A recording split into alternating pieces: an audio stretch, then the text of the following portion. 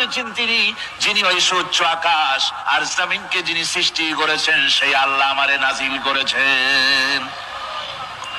কোরআনের কাছে কেউ যদি প্রশ্ন করে, ও কোরআন, এই পৃথিবীতে নাজিল হওয়ার আগে তুমি কোথায় ছিলে? কেউ যদি প্রশ্ন করে, কোরআনে কারীম নিজে নিজের পরিচয় শোনায়, আমি কোথায় ছিলাম শোনো। বাল হুয়া কুরআনুম মাজিদুন ফি লাউহিম মাহফুজ, বরং এই কিতাব অতীব মর্যাদা সম্পন্ন সুরক্ষিত ফলকে লিপিবদ্ধ ছিল, আমি ছিলাম লৌহে মাহফুজে, সেখান থেকে এসেছি। যদি কেউ প্রশ্ন করে, কোরআন কি কোরআন, তুমি কার উপরে অবতীর্ণ হয়েছ? জবাব কোরআন নিজেই দেয়, ওয়া আমিনু বিমা নুজিলা আলা মুহাম্মাদ ওয়া হুয়াল হাক্কু মির রাব্বিহিম, ঈমান আনো সেই জিনিসের উপরে যেটা মুহাম্মদ সাল্লাল্লাহু আলাইহি ওয়াসাল্লামের উপর অবতীর্ণ হয়েছে। আবার অন্য আয়াতেও জবাব পাওয়া যায়, তাবারাকাল্লাযী নাযালাল ফুরকানা আলা আবদিহি লিয়াকুনা লিল আলামিনা নাযীরা, অতীব বরকতপূর্ণ মহান সত্তা সেই আল্লাহ রাব্বুল আলামিন, যিনি তার বান্দার পরে ফুরকান অবতীর্ণ করেছেন। সুবহানাল্লাহ।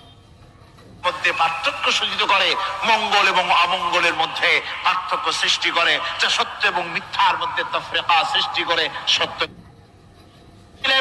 বুঝলাম তুমি নবীজির উপরে নাজিল হয়েছো, এবার বলো তুমি কোন মাসে নাজিল হয়েছো?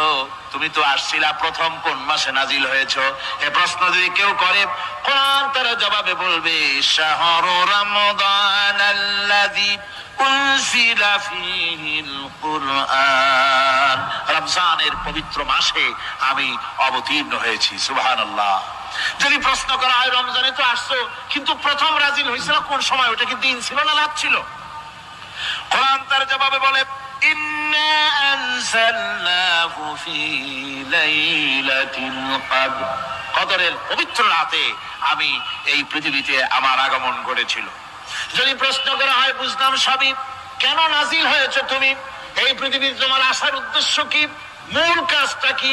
এই প্রশ্ন যদি করা হয়, কোরআনে কারীম তারা জবাবে বলে, শোনো কেন এসেছি।